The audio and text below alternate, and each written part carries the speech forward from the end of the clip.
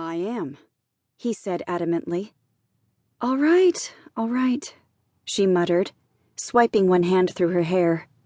What had seemed such an uncomplicated idea had suddenly taken on more twists and turns than a country road.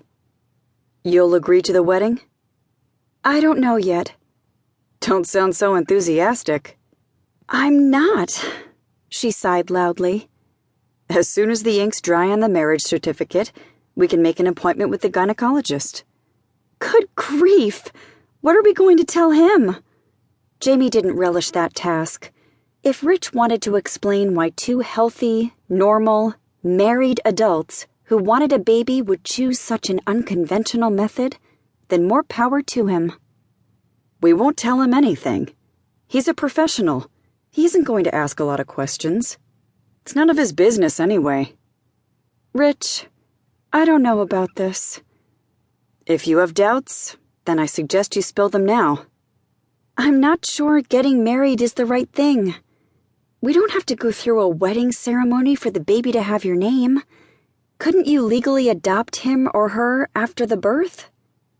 Why complicate everything? And marriage isn't going to do that? Jamie cried.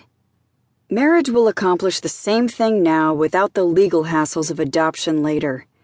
As I said, it'll be in name only. Yes, I know, but... She hesitated, trying to shape her objections in the form of a reasonable argument. When she spoke, her eyes met his. You're going to think I'm terribly old-fashioned. The woman who asked me to be a sperm donor? Hardly. Jamie had the feeling it would take a long time to live that down. Yes, she said vehemently. I suppose it has to do with my upbringing, but I've always considered marriage sacred. Somehow it just doesn't feel right to sneak off and get married and then arrange for a divorce 9 months later. Rich was quiet for a moment. I agree, he finally said. But this isn't a normal marriage. What marriage is? Jamie asked, thinking of all the friends she'd known over the years who'd married. Each relationship was different from the others. She'd stood by and observed how some couples had grown closer in their love and commitment. Others had drifted further and further apart until it was too late. Nothing's going to change, at least not outwardly. Rich tried to reassure her once again. We're doing this for the child's sake, and for yours.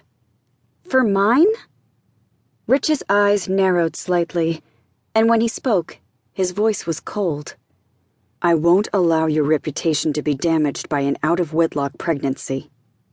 That was all well and good, but it was her reputation, and if she had no objections, then he needn't be concerned. But, Rich... Furthermore, he said, interrupting her, I refuse to allow my son or daughter to be born a bastard. He raised his hand. Before you argue with me, I feel the same way about this as I do about the baby having my name. I don't care if it's important to anyone else. It is to me. Besides, why make a kid's life any harder than it has to be? You've got a point, she whispered. Still, I can understand your hesitation. Jamie lowered her eyes. It's just that I expect you'll want to marry someday. Sooner or later, a woman's going to come into your life, and this marriage is going to complicate everything for you. What are you going to tell her about me and the child? The truth. But, Rich, it's not going to happen. If I believed I was eventually going to marry, I wouldn't have agreed to this. Any doubts Jamie entertained were wiped out with the certainty of his smile. So, you'll marry me? He asked. Jamie nodded. She still wasn't convinced it was the right thing to do, but he'd insisted on it, so she felt she had no choice. One last thing, Rich said, placing his foot back on the floor. There was more? Jamie's head was still reeling from his last announcement. Now what? You're important to me. Our friendship's important. For the sake of that friendship, I think we should have everything drawn up legally.